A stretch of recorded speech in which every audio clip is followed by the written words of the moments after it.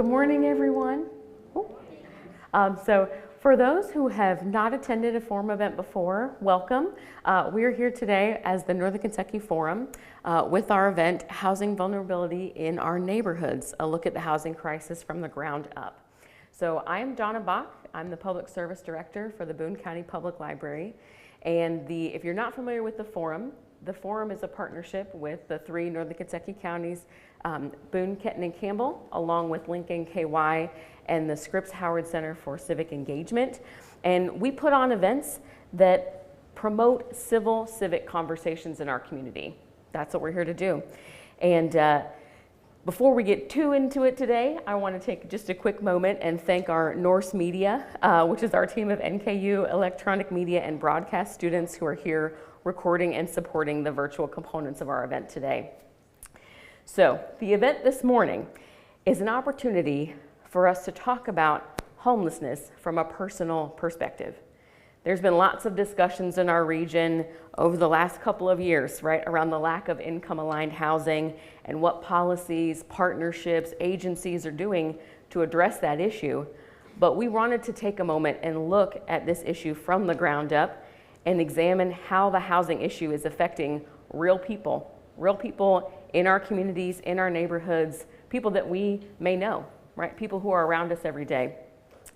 So we're going to start today's presentation with a film, a portion of a film. The library and our partner at the Shower Ministry and the Florence Christian Church have been working on a project, a series of documentary videos that capture real voices of people experiencing homelessness here in our neighborhood.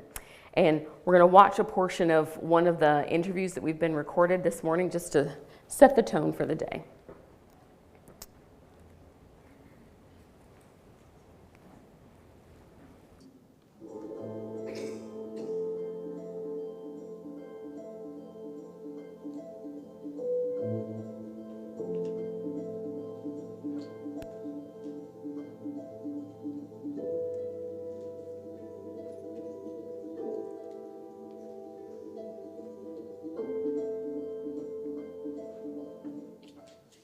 Could you just tell us a little bit about yourself, please? I'm 20 years old. I actually grew up in Fort Wright, Kentucky, and I graduated from DC Heights High School. But around when I was like 17 years old, I actually started picking up drugs and stuff, which was bad. My mom couldn't take it no more, so she ended up just kicking me out. And with me being kicked out, it just became harder for me to actually just stay out of jail. So, like, when I was out on the streets and stuff, I thought, like, okay, well, I just go to jail, and that's 3 hours in the cop. Like, that would be the easiest way to, like, just stay off the streets. And then I just realized that me going to jail would just keep on ending up with me being back out there. One of the hardest parts about being homeless is definitely being outside and not having a steady place to really, like, lay my head down. And I actually currently work at White Castle, so, like, the hardest part is, like, I'll go to work, and then when I come back out, I don't know where to sleep. So then I ended up losing a bunch of jobs within the time of me being homeless. Right now, though, with it being cold and stuff, that's extra hard. So I have to try to pick up more hours that way. So you're homeless, and it's kind of a cycle because you don't really have like a watch. You don't have an alarm clock to kind of remind you that you have to go to work. Right. So you find a place to sleep finally. And then you sleep in, and then you lose a job for not showing up on time. Right. Bit of a cycle. Exactly. And just doing it over and over and over, kind of just get tired of it, don't want to deal with it. I can see how that would be frustrating. Are you still dealing with drugs and alcohol problems? Yes, and that's also a really big problem too, because like the method can keep you up, so you don't have to really worry about when you get to sleep. Right where you're about to go, so you can stay up all night and end up just going to work. But then even trying to get clean is really hard too, because everyone else out here is kind of doing the same thing. So just running into them and seeing them do the same thing and trying to feed it back to me. And like one of the biggest ways to get sober is changing the old places, faces, and things. Like that's what I always go back to. Like it's hard to get away from that. It's hard to get away from the crew now, or other people you don't trust them. So, in your opinion, do homeless people help other homeless people, or do they kind of get in the way? In my opinion, no. I don't feel like they're really here. Like most people that are homeless with me, they're not really here to help others. They kind of take from the others. And it's kind of weird to me because it's just like, how are you gonna knock down someone else that's in the same position as you? But some of them, yeah, they really are all about just helping. So there are a few out there helping us. Yeah. And the ones that do help, they help the community. What about the resources in the area? Resources I don't really know many about.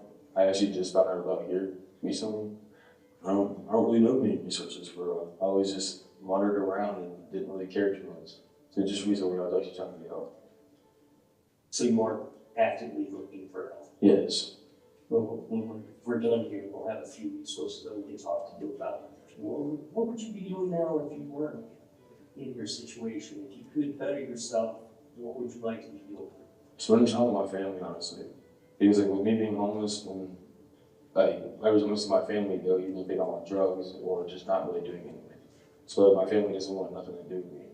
So if I was in this situation, just spending time with family and seeing like going back to my friends that don't want nothing to do with me. Just kind of recapturing some of the things you've lost. Right. So how long have you been on the street? So like 3 years now, coming up in 4. So 17? Yeah. Really, it sucks because normally I try to go to like an apartment complex hallway. So like the hallways that they have. And I normally try to like find the back of the complex where people don't go out the back door, they don't go towards the front. And I'll just sleep in the hallway. That normally doesn't work out well. Because I get trespassed from a lot of places. Once they find out that I'm sleeping. So how many do you think you've been trespassed in this? I think 6 or 7. You mentioned drugs is one of your vices right now. Right. What is your drug of choice? Methamphetamines. Is that easy to get living on the street? In my situation, it's very easy. I honestly think it's harder for me to get away from it than it is to get. With a lot of people that are homeless that I've met, they also use as well. And that's also their drug of choice. So like, I actually put myself out there as that person who has it or who get it. So like, in order to get away from it, like I have to get away from the area and the people that I've met. So like, it's just hard. Like I don't want to get away from here because I'm comfortable here. And we don't have to continue this conversation if you don't want to, but it kind of sounds like you're being middle. Right. Okay? And it sucks. Especially when you're trying to get away from it. Right. Very correct, yeah. You kind of mentioned that you were looking for resources. Are those the types of resources that you would look for? Is like rehab or something like that? Or are you looking for more resources to help sustain you in the situation? Well, see, I've been in and out of rehab for a long time. Now, I actually recently graduated from 2 rehabs. But like with those rehab places, like they don't really help me with like my living situation. It's just my drug situation. So then I'll just get back out here, be sober, and then I can really sustain my place to stay. You know what I'm saying? Now I know where to go. So then it's just always like a repeated cycle. Right, right. So you'll go to rehab, you'll get clean, and then there's no support after rehab. Right.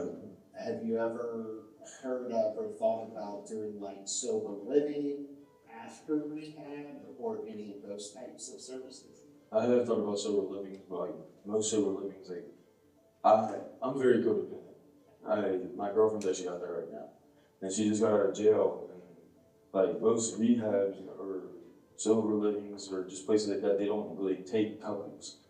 So since I'm so codependent, I'd rather just not even go. Because most of the time it's just, male or female. So I'm just not even going. You said you've been to 2 rehabs? I've actually been like 6 or 7 my whole entire life. But I just graduated from 2 recently. Okay. How recent? The beginning of this year. So a month ago? Right. And I actually like rehabs because I like the AA and NA meetings and stuff like that. I meet other people and like people that are right there in the same situation as you. And like, I like to hear their words, but at the same time, once I get back out here, those people don't really apply to me no more. Because I don't stay in contact with none of them like I should, or I don't go to no more meetings, and I end up just going right back down the same path. And then it's 100% easier to go back down the same path. Then that easy way out, it never is really easy. Yeah, there you go. So what's holding you back? I don't know. I really don't. I'm still trying to figure that out. And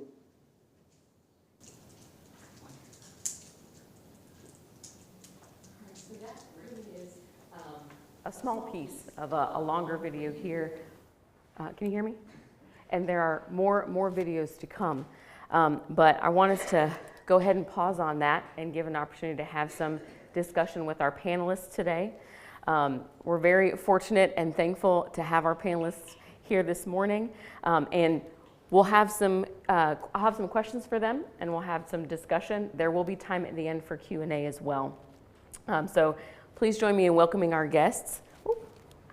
We have here this morning Kim Webb from the Emergency Shelter of Northern Kentucky, Jenny Wiley from the Brighton Center, and Ed McLaughlin here from Boone County Public Library. So each of you, we can go straight down. Please introduce yourself a little bit, talk about your organization and what it is specifically that you do in your organization. Yeah, so my name is Kim Webb. I'm the CEO of the Emergency Shelter of Northern Kentucky. We provide life-saving, life-changing shelter and services to adults experiencing homelessness and housing instability. I have the unique perspective of living out here in Boone County and working in Covington, so where the resources are, and in a community out here where there's limited resources and growing resources. We're 24/7, 365. We serve population 18 and up. Most people know us as the cold shelter that started November to March for all adults. And we continue in that space, but primarily we are year-round overnight sheltering for men. We provide emergency sheltering that is low barrier, immediate entrance. We also have rise and work programs for more long-term stability and exiting to market rate housing. We have daytime, daily shower and laundry program that is free and self-serve, an on-site healthcare clinic.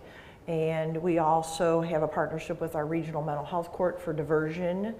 And we shelter our core of the emergency cold shelter from November to March for all adults in our building. So our daytime services are for all adults. And we also recently, this past summer, did a partnership with Campbell County to do a pop-up cold shelter in the extreme temp because they had not had one. So excited to be here. I've been with the organization about 10 years and worked with many of these amazing partners in the audience. Go ahead, Jenny. Thank you. Hi, I'm Jenny Wiley with Brighton Center. Brighton Center is one of the largest comprehensive community-based nonprofits in Northern Kentucky. Last year we had over 45 programs that served over 30,000 individuals. Our mission at Brighton Center is creating opportunities for families and individuals to reach self-sufficiency, and housing is a key component of self-sufficiency. So our programs run the gamut from working with expectant mothers to help them prepare for the birth of the child, all the way to senior support services, and pretty much everything in between. In addition to Brighton Center, there's Brighton Properties, which is a wholly owned subsidiary of Brighton Center that has over 300 units of income-aligned housing and a housing development piece. So our Brighton Properties is working to develop more properties and get more properties online to help meet the housing crisis that we're having. My role at Brighton Center, I'm the Director of Housing and Family Wellbeing. So most of my career at Brighton Center, I've worked with families to help prevent homelessness. So the programs that I oversee, we have a homelessness prevention program, we have a rapid rehousing program, which is a HUD-funded program that works with individuals and families experiencing Category 1 homelessness, which is street or shelter homelessness. And then I also, as part of that housing continuum in our department, is all the way up to home ownership. So working with families from when they're experiencing crisis, how do they stay housed, all the way to purchasing a home and building assets. Additionally, we have another program called Boone Community Wellbeing, where we're working with families to help reduce intervention with the child welfare system. And again, housing is a key component of that. Families where children are experiencing homelessness are 34 times more likely to have intervention with the child welfare system. So keeping families housed is a key component of what we do. I'm Ed. I was late this morning, so nice to see you all. I'm here. I work here at the Boone County Library at the Florence branch. I've been there for 24, 25 years.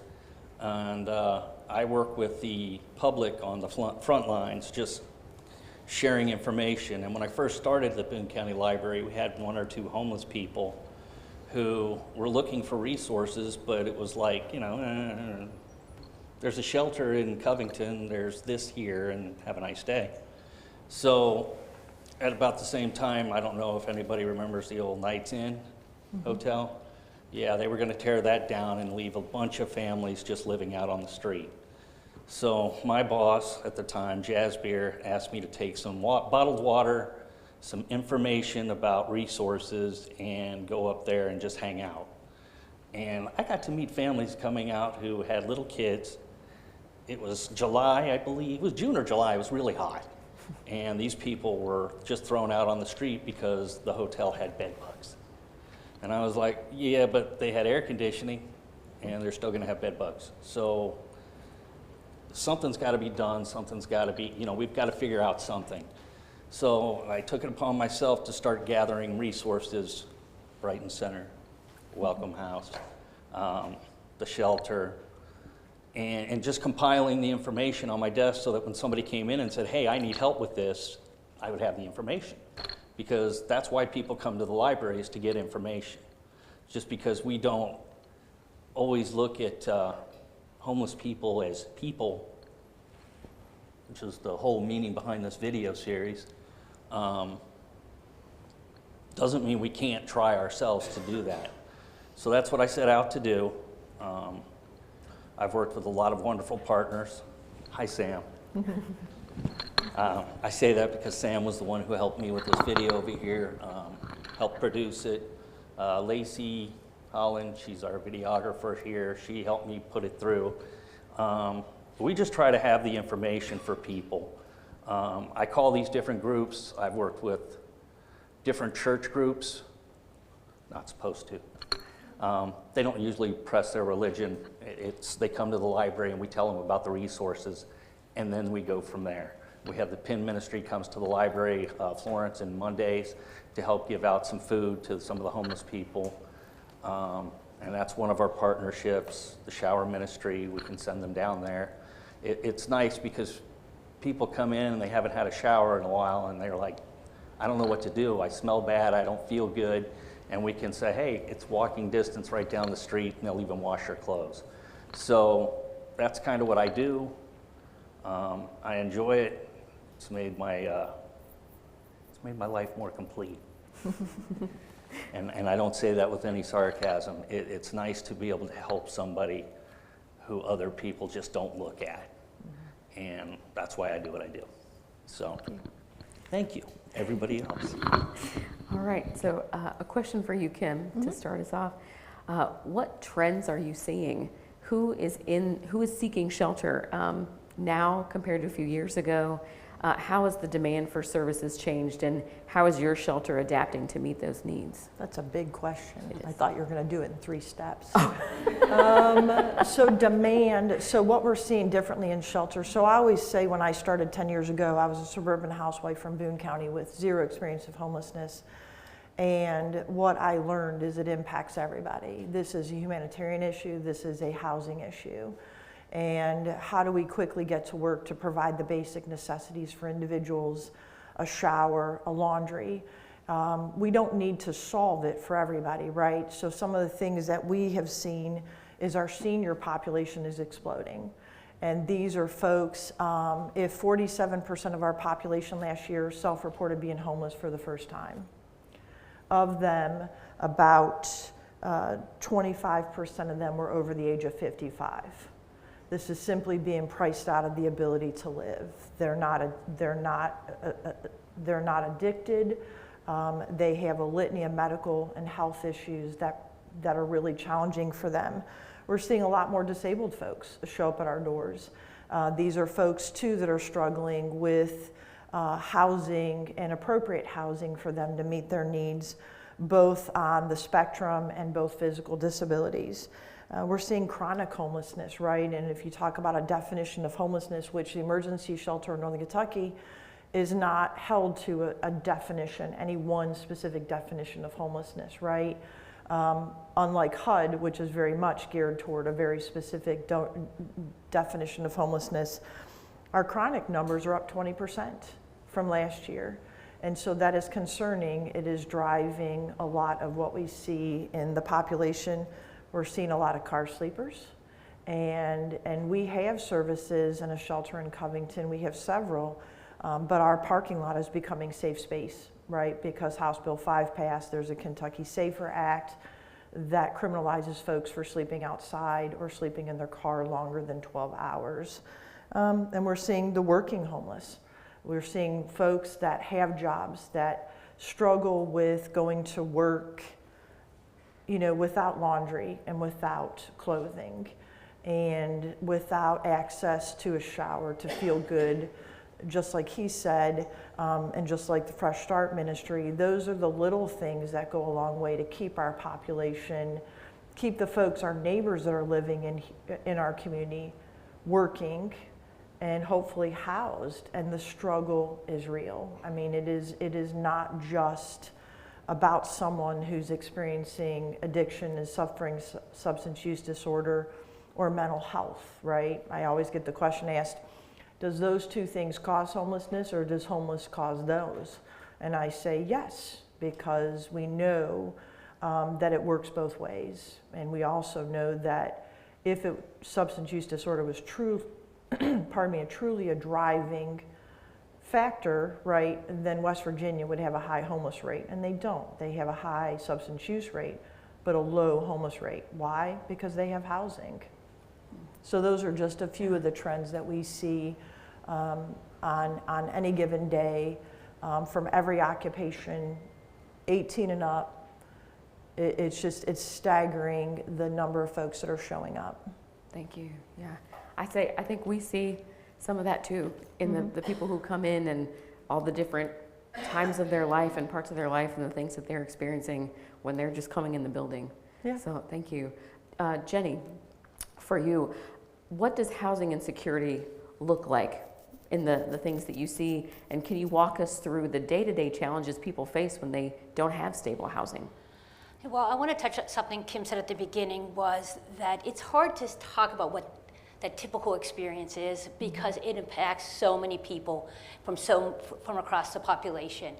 And when I think about families that are and individuals that have to navigate that, it's difficult to just think of, okay, this is it, because most of us are just a few paychecks away from experiencing homelessness. And so we work with families who spend their whole day trying to either get housed or stay housed. They have to make decisions between whether they're going to pay their light bill, feed their family, or pay the rent.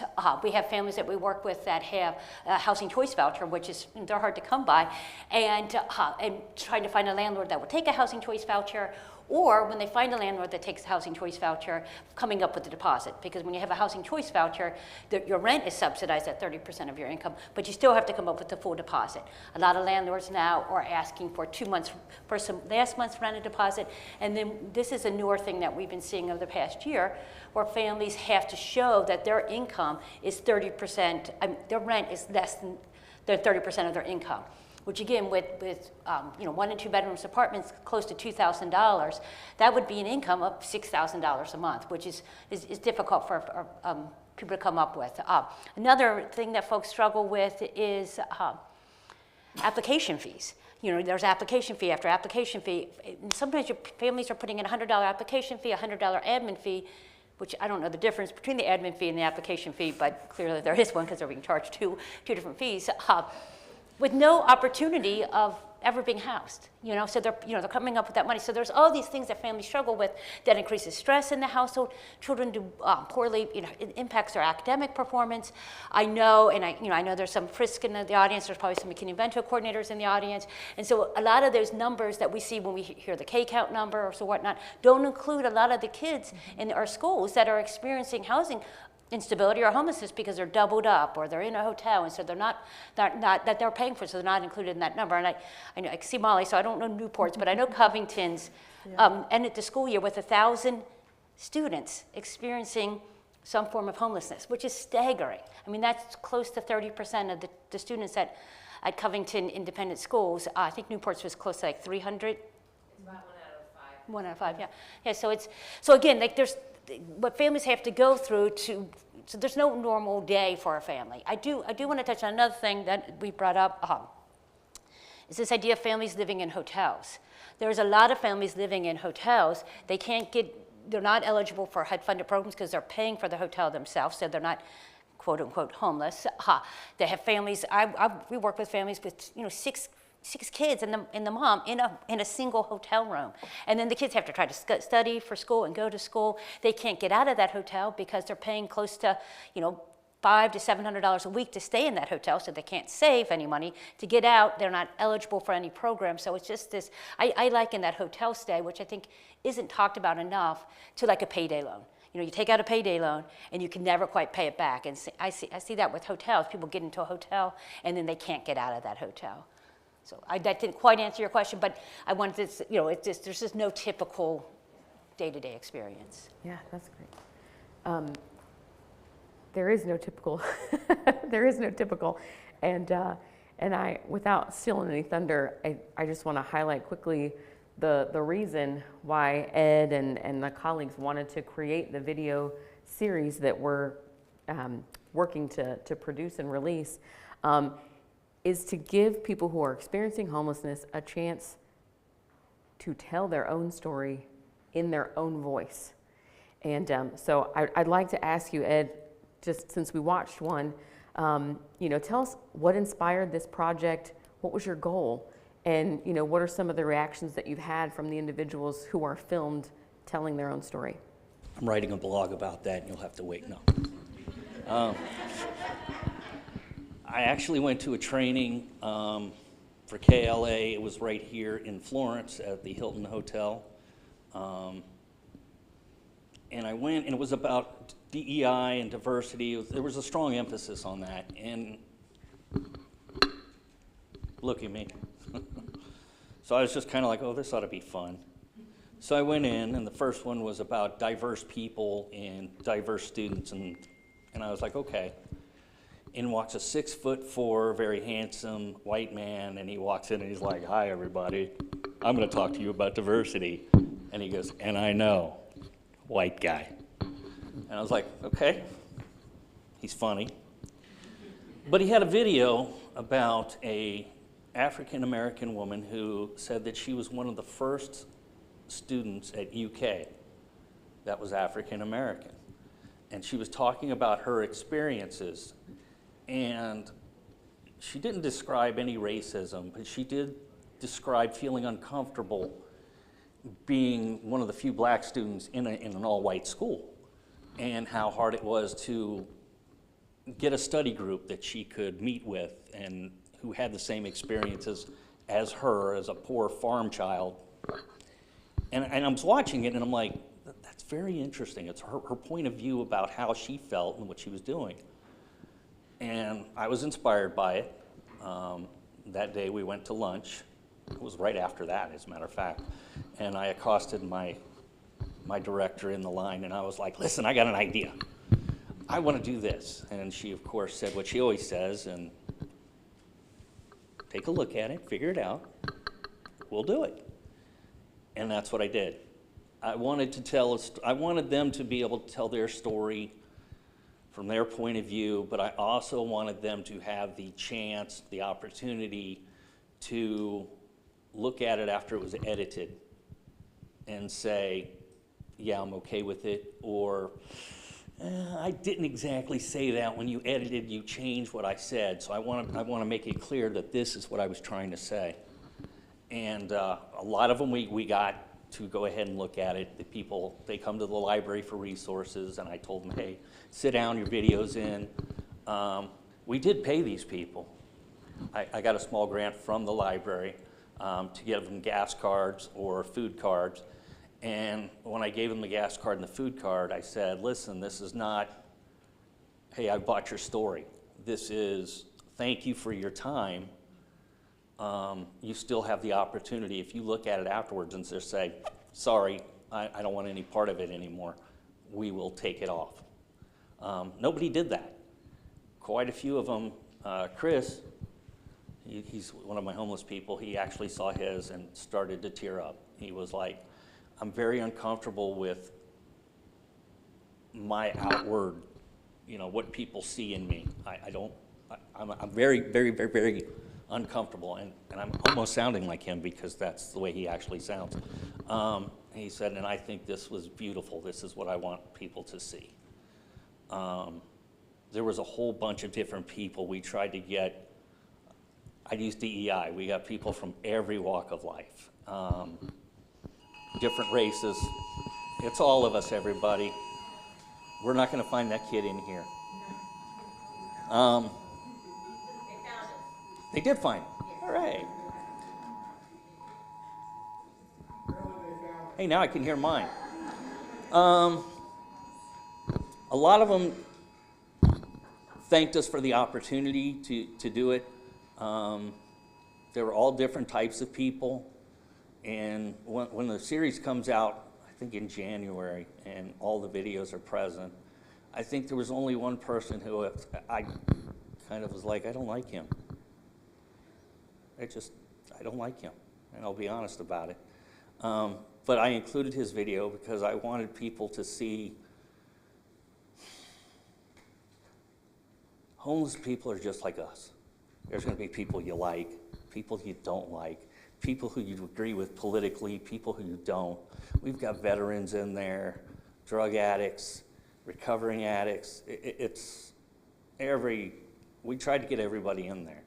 And that's what was important for me, was for them to tell their story so that you can look at it and go, maybe the guy's not so bad. Maybe when I see him at the grocery store, I can nod at him when I walk in the door instead of, I won't spit on him this time. And that's what it was about. All three of you work with these populations in a variety of ways. And a lot of our guests here this morning are partners, as we've mentioned, who also work with them. So there are several agencies, lots of safety nets in some cases, but where are the gaps, right? Where are the gaps in Northern Kentucky in meeting the needs of our homeless population? Am I starting? This is for anyone. Oh, okay.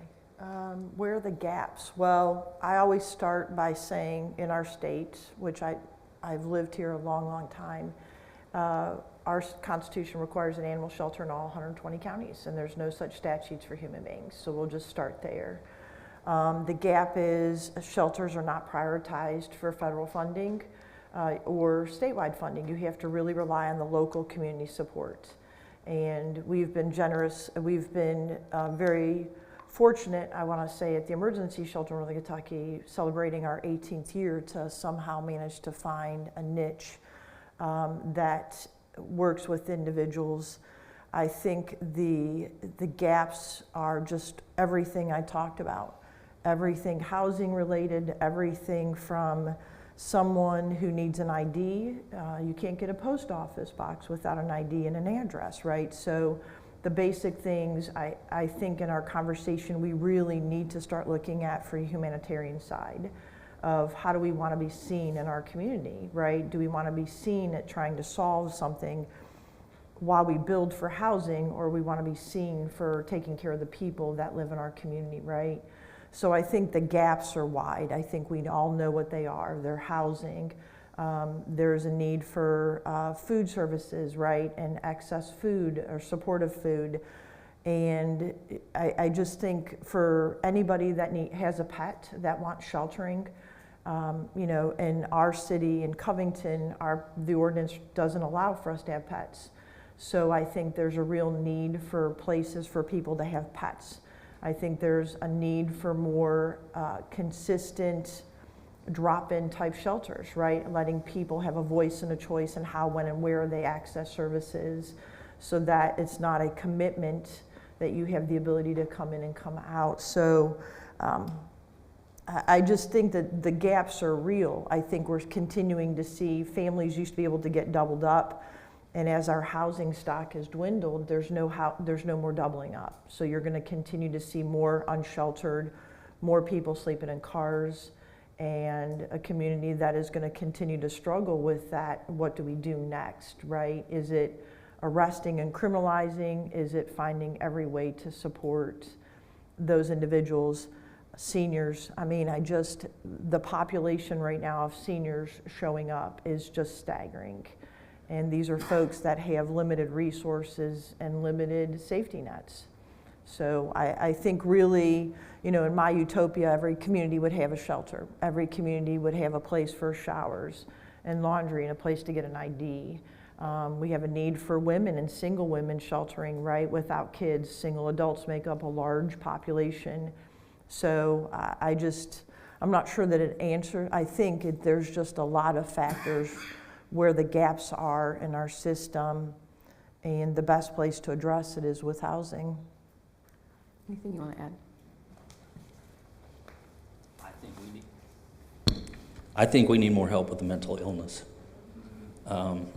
If there are people out there who they can't make it, I mean, even if they could get a job, they wouldn't hold it.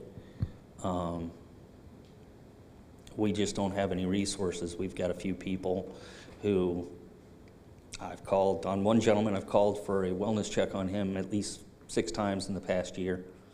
They come, they pick him up, and the police, the Florence police, they get a bad rap, but they're usually pretty good to him. They take him for his little 3-day, 72-hour stay, and then he comes back. And there's got to be, people say catch and release with criminals, but it's kind of the same thing with people with mental illness, and they need a little more help than what they're getting. In addition to what these folks have said, we know that we need more housing to build. There's been a number of studies along with Brighton Center, just released a study where it said we're short 6,500 homes for the families in this community. The Chamber released something, I just saw it on the link NKY today, where it was close to 7,000 homes or units. So we know that, but I also think about other gaps, and I think about homelessness prevention programs. Because if we can prevent a family from becoming homeless, then we're saving that family from all that trauma that happens with homelessness. We're saving that family from all that additional expense that comes with homelessness. So programs that can work with families to provide long-term rental assistance. I think there's a gap in the community of landlords accepting housing choice vouchers. I think there's a stigma attached to a housing choice voucher. So how do we work to educate landlords and educate the public on the value of a housing choice value, and particularly when that resident is working with an agency that's providing case management and mental health services as well. And then I think there is a big gap around housing for 18 to 24-year-olds. And we've recently had a big conversation with the regional COC steering committee that Amanda leads, talking about that specific issue, because that is when you're 18 years old, and you can get into shelter, and I know you guys prioritize 18-year-olds, but it's scary, right? It's a scary place, and so 18-year-olds and 19-year-olds are going to try to avoid that, and then they're putting themselves in very unsafe places where there's risk of abuse and trafficking. There's just, so what we have the specialized housing for seniors, and we need more of that, but is there a place for specialized housing for 18 to 24-year-olds? And I would also add, our housing work programs are designed for individuals that are going to market rate. And so to get them out of shelter in our work programs quicker, it requires funding like the prevention dollars. And when a system is really focusing on prioritizing the most at risk and the most at need, in some ways it kind of leaves out people, a working population that's homeless, or 2/3 roughly of the population that's never going to qualify for a subsidy or a voucher.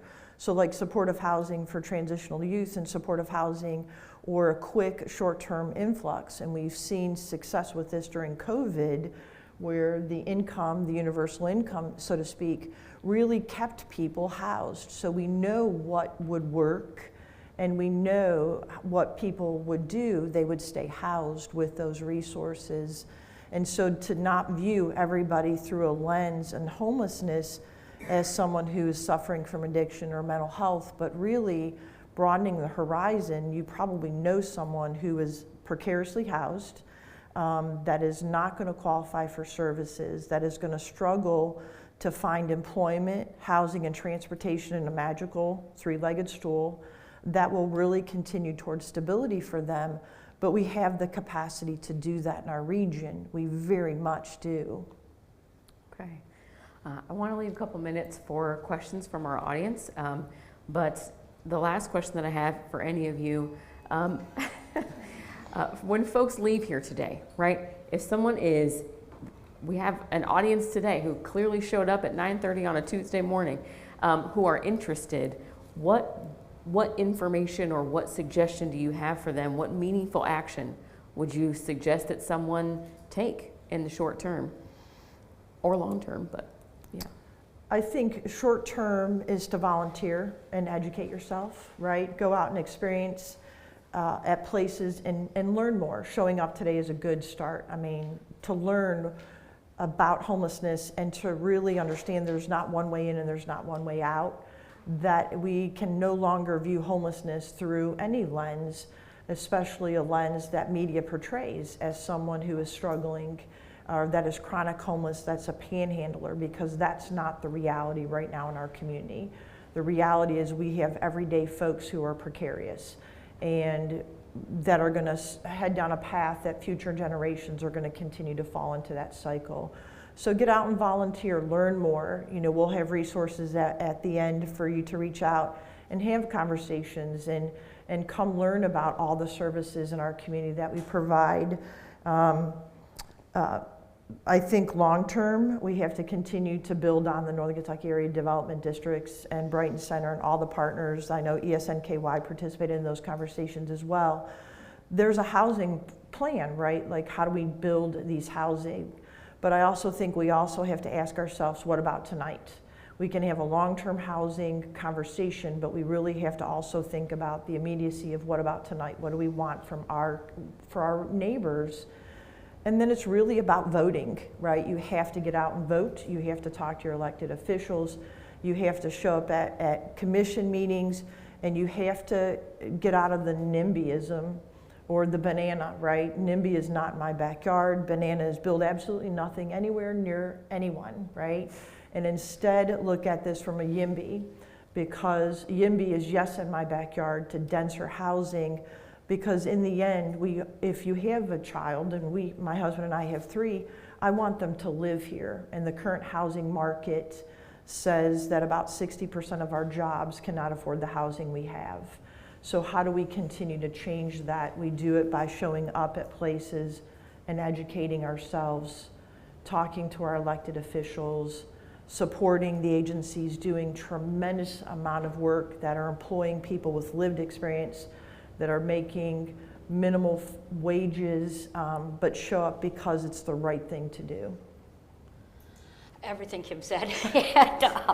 And then one thing I would add is, again, that recently released the Home for All, which not only did Emergency Shelter of Northern Kentucky, but 90 community partners took part in that. It was vetted with community members, so we went out and got the feedback from community members. Read that. There's 50 strategies that are lifted up.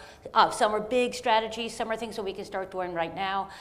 But that kind of go off something you said. I think something you can do today is, today you're going to pass up somebody that's experiencing homelessness, right? Mm-hmm. You're going to see someone on the side of the road. You're going to see someone in front of Kroger's. Look at them and smile, see them as a human being. And that's something we can do every single day, in addition to all the other work that Kim mentioned that needs to be done. The big thing to me is, if you are in one of these groups, Northern Kentucky Action, Community Action, Brighton Center, Welcome House, the Shower Ministry, one of the best things you can do is just call up one of the other places like I do and just say, what do you people do? What do you provide for homeless people? Mm-hmm. And I actually do this. I've been to the Ion Center and I've talked to the director there, just sat down for a half an hour. I got lost on the way. The police, a cop was right here, and I asked him, hey, how do you get to the women's shelter? And he just looked at me like, no, dude. That's not gonna, I'm like, look, man, I work for a library. I got an appointment. So he actually escorted me. It was kind of cool. You need to talk to these people and find out what they do. It amazes me sometimes. I'll be working with somebody and they'll say, oh, well, we can't help him because he needs an ID, and we don't help with IDs. And I'm like, who does? Mm-hmm. Oh, well, I don't know. And I'm like, okay, if they call the Welcome House can help them get an ID. If you go to the shower ministry now, they've started to do that also. So there are resources that are out there that even the people who provide resources aren't aware of. And I say, share that. Share what you do with the other people so that if you can't provide it, maybe somebody else can. Another reason I go to these places and ask them about what they do is because I feel that because I'm on the front lines with the homeless and I'm talking to them on a daily basis, I can't give them erroneous information. The big thing they have, especially with working with groups like us, is that they don't trust us. They've been let down numerous times and they don't trust you. And they need help and they're desperate. So when I tell somebody, go here, you're going to get help, I need to make sure they get help. I follow up with them when I see them next. Hey, did you go over there and did you check it out? How did it turn out? What did they do? Is everything okay? Just to be aware. Be aware of what the resources are, because if you don't know where they are and you're just doing one particular thing, it's not going to help them in the long run. They're just going to get a short-term fix. Whereas if you let them work with everybody in the community, maybe they'll get back up on their feet quicker. That's my opinion. Can I add something to that? So the Emergency Shelter in Northern Kentucky, Brighton Center, a number of you that are in this audience today are part of the Northern Kentucky Safety Net Alliance. Sorry, Kim. And it's a, it's a 150-member collaborative of safety net partners. We come together, we have a meeting that's open every third Wednesday of the month at Lakeside Christian Church. There's safety net alerts where we're sharing information, because what you're saying is absolutely true. Because there's nothing worse when a person is going to seek resources and they're told, go here, do this, do that, go that. And so they spend their whole day running around to get nothing in the end. And so as a Safety Net Alliance, we're working together to close those gaps, and also utilizing United Way 211. United Way has spent a lot of money using their 211 system to make it more workable. We've worked with the Campbell County Library on onboarding onto that to the 211 system, because it's up to date and live information. So I just want to shout those two: Safety Net Alliance of Northern Kentucky and United Way. And follow all of us on social media. We all have pretty active pages. The community that we work with is a privilege to be part of. They are, once you build the trust and develop the relationships, they will open up, and that's really what it takes. And we talk a lot about, you can't solve it for anybody. They have to want to do it, and we should not, as a society, what we've seen is you can't dictate how someone is supposed to fix this, right? I mean, that's the whole voice and a choice in how, when, and where someone accesses services, or what they choose to do, when they choose to do it, and how often they choose to do it. And I think that can be very challenging for a lot of folks that come in and say, well, I'm going to hand you a pair of socks and help you with a pair of, with an ID and a shower and laundry, and then, oh, by the way, here's, an appointment card to go someplace else, right? For NKY, it's really about having the holistic services and supports on site to do those kind of things. So, yeah. All right, thank you. I'm going to open it up. If anybody has any questions for any of our panelists. Yes, and Pink. One thing that we have seen also. Oh, sorry, hang on one second. We're going to bring a microphone around just to make sure everyone can hear. Thank you. One thing we've also seen in a gap is transportation. Trying to get client A that's in Florence over to Hebron, where a lot of the jobs are. We find that. And then also, one of the things that you did mention is a person that has an animal. Even service dogs are not allowed into shelter homes. So, I mean, we've had a couple of them that had service animals and they couldn't get them in. So. It's really disheartening. I mean, we and see these people, folks in our parking lot with animals take turns coming and access our shower and laundry, use our 24-hour restroom, and do everything they can to get supported. And while they are looking for housing, while they're trying to work, it is a gap right now. And one that I have a dog, Buxton, love him, really good emotional support, and those are things and items, or not items, but those are things that they need for sure. Can I touch on transportation real quick. A few years ago, the library gave me a grant for the video and for bus passes. And what I do now is actually part of the library's budget. That's how strongly they feel about helping the homeless and families in need, even because a lot of my bus passes that we purchase, a homeless person can come in and say, hey, it's gonna be 12 degrees tonight. I need to get out of this ice and the snow and the wind and the rain. Where can I go? Well, there's a shelter in Covington. Well, how do I get there? If you start walking now, and that's why I got the bus passes. And if you work for an organization that has a budget, I think that's something important that you can add into it, because a $5 bus pass that's good for 24 hours can get them to a shelter and back to work, or to work and back home from work. I mean, I've known homeless people who camp out in Florence who actually walk to Hebron, and then walk back every night just so they have a place to sleep, because if they don't walk back, they don't have anywhere to eat there. Mary Rose Mission will feed them here in Florence. So the bus passes have really been important for the transportation.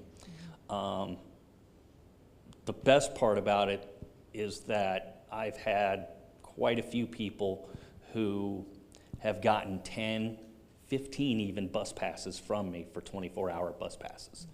And the reason why is because you get a job, it's in Hebron, you got to go to work and get back every single day until you get a paycheck.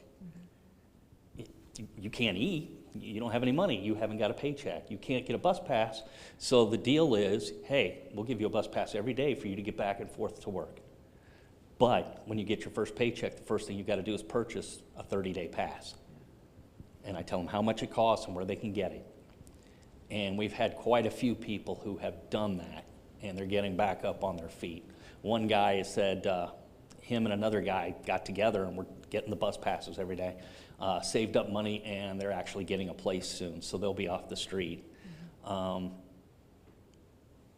It's something small like that, but Welcome House, yeah, I can get you to the Welcome House now. I don't have to call them and they don't have to come up here. So I think it's important that if you can get it in your budget, it's a good way to spend the money. I want to be respectful of our panelists' time, and we are approaching 10:30, so if you guys are available to stay a little bit longer, we'll continue with questions, but I want to put this up on the screen just in case anybody needs to go. We do have a survey about this event today. If you don't mind sharing some of your thoughts with us, we'd really appreciate it. But we'll go ahead and continue with questions. I don't know which one. Yeah, go ahead, Chris. Thanks. Hi, my name is Meg Prescott, and I represent the Brain Injury Alliance of Northern Kentucky. We have a lot of resources, and the rehab hospitals are aware of a lot of the resources that we have out there for people, but we've started to realize that there's an overlap between brain injury and the homelessness population, and so we're trying to reach out and make sure that a lot of people in this audience are aware of us. And I noticed, when you talked about transportation and you talked about transportation, we provide $50 a month in transportation for people who've had a brain injury and need help with transportation. So that is something that we do already. We are working on a program right now to help prevent homelessness for the brain injury population, and in some cases help homeless people who've had a brain injury and are homeless regain housing by helping cover some of those additional fees and helping cover costs for a period of time. That's a program that's in the works right now. It's not currently available, but one of the reasons why I wanted to come here today was to get some information and feedback from people to learn more about how we can build that to really make sure we're filling in the gaps, and also just build a relationship with the community. So I just wanted to let you know that we're here, the Brain Injury Alliance of Northern Kentucky, and if anybody wants to reach out to me and has any ideas as well, I'd be happy to talk to any of you. And what's your name again? My name is Meg Prescott. Hey Meg, I'd love for you to Google Safety Net Alliance of Northern Kentucky and come to meeting next week, our general meeting next week. Okay, absolutely. So I think that is a great start point, and you're going to meet a ton of direct service providers at Okay. that meeting. Thank you very And you much. can bring some materials, and there'll be some announcements. Okay, So. thank you. Oh, Tomorrow? tomorrow. Okay. So tomorrow. I Tomorrow. Thank you. whoever's might not be able following to my make it tomorrow, but calendar. I'll take a look and see. But as Yeah. I said, just keep us in mind, especially if you come across somebody who needs transportation. We also provide caseworker services and lots of other services as well that might help. I just had a quick question about the bus passes for the library. Is there any kind of qualifications or anything that they need to be able to get those bus passes from you, or is it just free to anyone who needs I it? like them to smile first.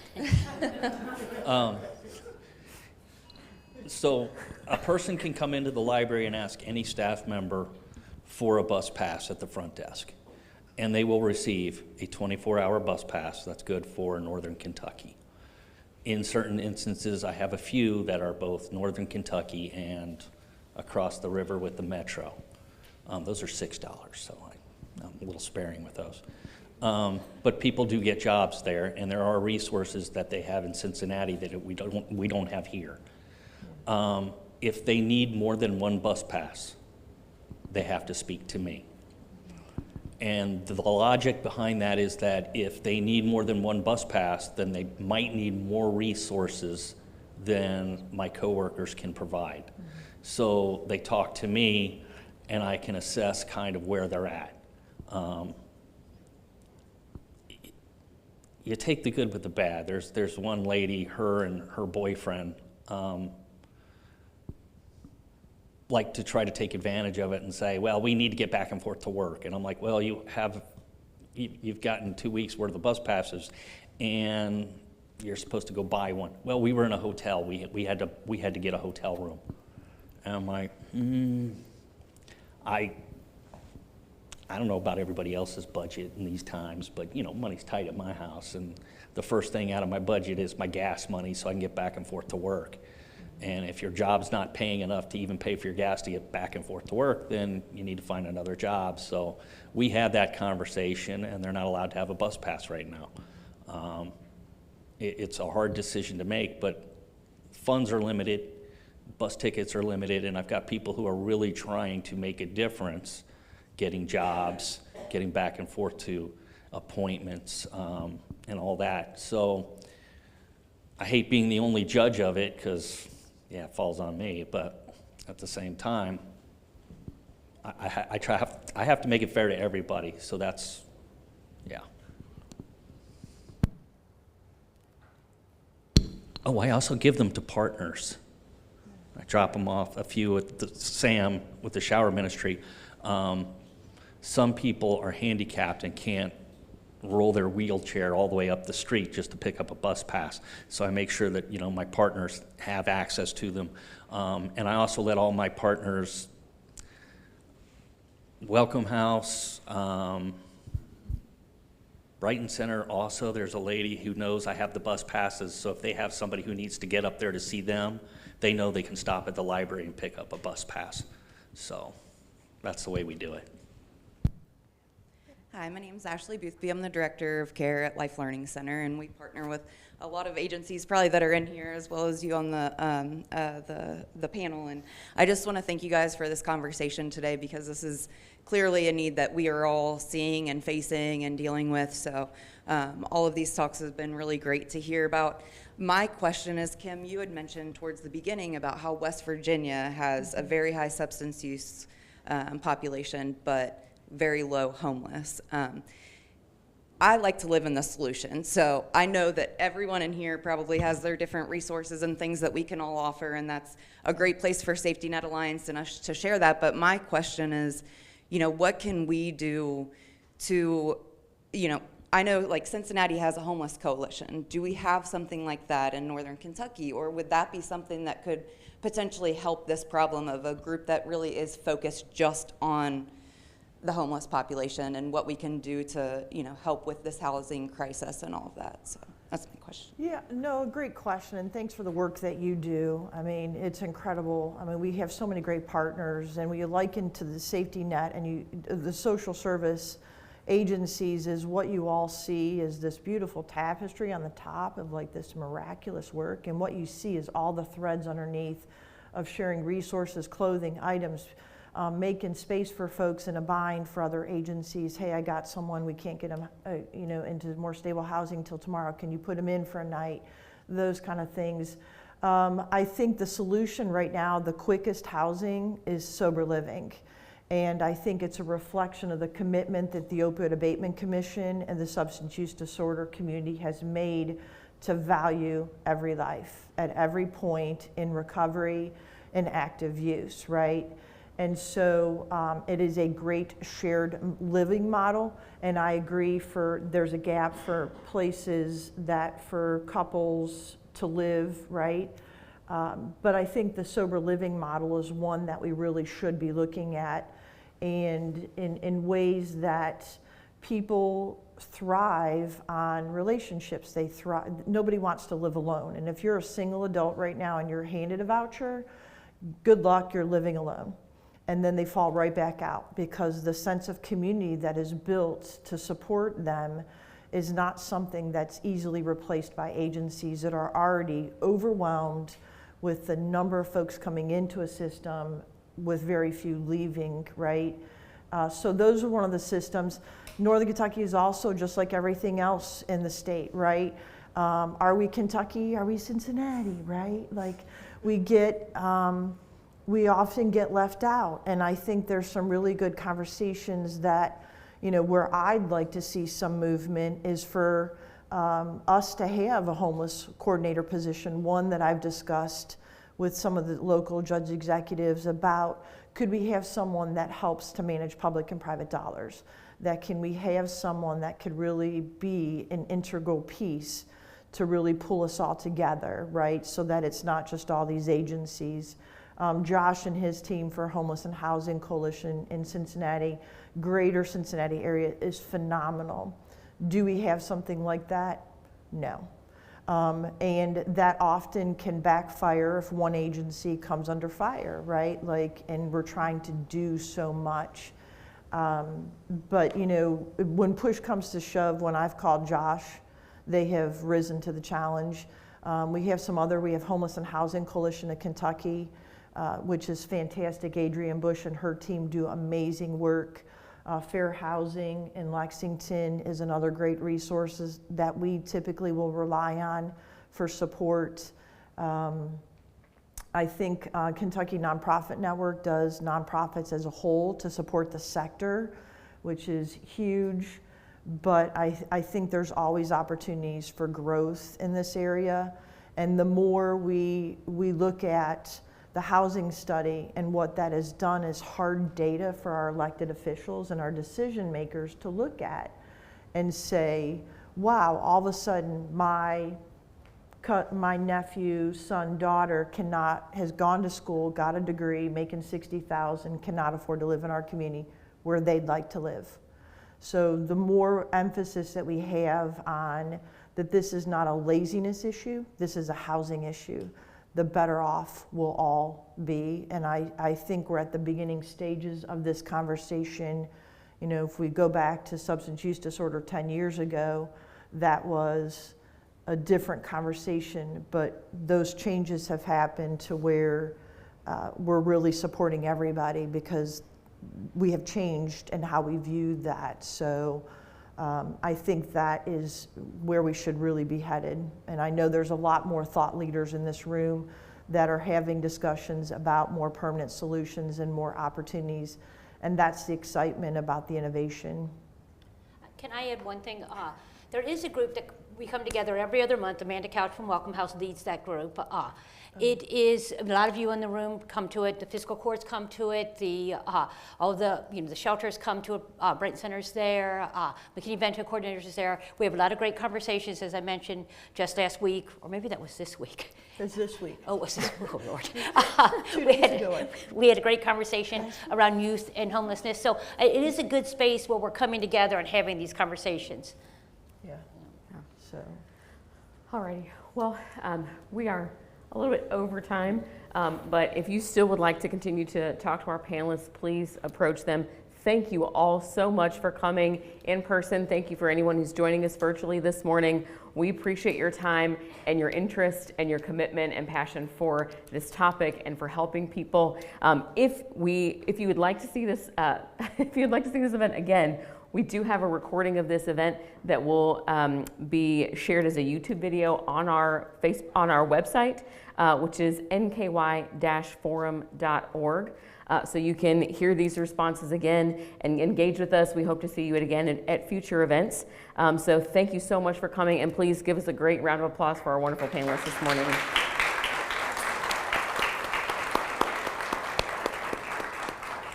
Thank you guys so much. Have a great rest of your day.